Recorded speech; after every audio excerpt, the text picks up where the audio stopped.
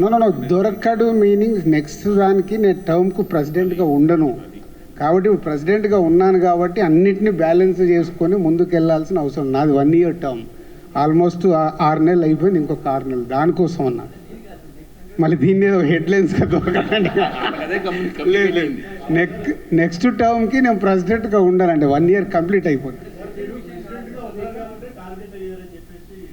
ఏమ్మా మీ అందరికీ తెలుసు మాకు తెలుసు పాపము ఎంటర్టైన్మెంట్ నడుస్తుంది నడవనివ్వండి.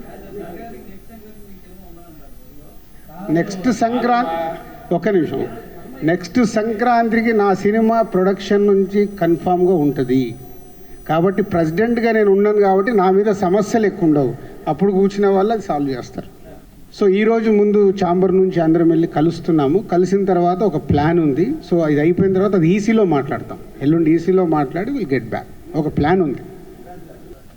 అదేనండి ఇందాక నేను చెప్పిన దాంట్లో అదే next months next years next future జనరేషన్స్కి ఒక ప్లాన్ చేయడానికి ఒకటి వర్కౌట్ చేస్తున్నాము. సాధ్యమంత మట్టుకు సమస్యల్ని తగ్గియాలి. ఏం చేయగలుగుతాం మేము ఇక్కడ ఛాంబర్ అనేది ఉంది, అందుకు సమస్యల్ని తగ్గించి ముందుకు వెళ్ళాలి.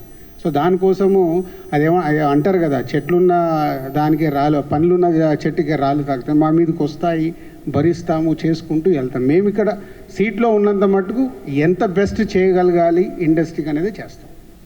అది ఇంపాసిబుల్ అండి. ఇంతకుముందు కూడా చెప్పినట్టు ఇవాళ సినిమా పాన్ ఇండియా అయినప్పుడు సంక్రాంతికి మనది ఒక పెద్ద పాన్ ఇండియా సినిమా వస్తుంది అనుకుందాం.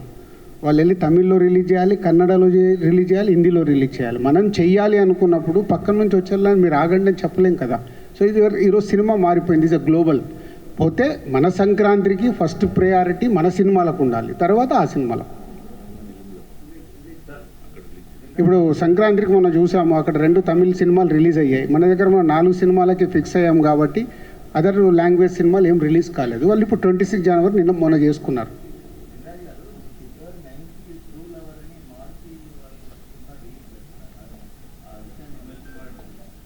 అదేనండి వస్తూనే ఉంటాయి. ఇప్పుడు పీపుల్ మీడియా వాళ్ళు మాకు సార్ ఈ సినిమా వస్తుంది కొంచెం మీరు ఛాంబర్కి వెళ్ళి చూడండి అంటే మేము ముందడుగేస్తాం. అట్లా వస్తూనే ఉన్న సినిమాలన్నింటినీ ఏ సినిమా రాకుండా ఆపాలి అని అంటే మాకు కష్టం అవుద్ది.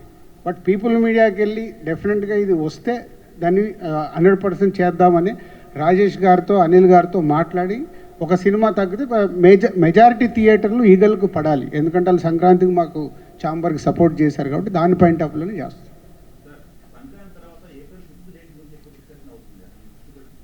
వచ్చిందిగా ఆల్రెడీ మా సినిమా వస్తుందిగా. ఆ సినిమా వెనకకెళ్తే మా సినిమా వస్తుందని అన్అఫీషియల్గా చెప్పాంగా. అయిపోయిందా అది కూడా క్లారిటీ వచ్చేసింది కదా.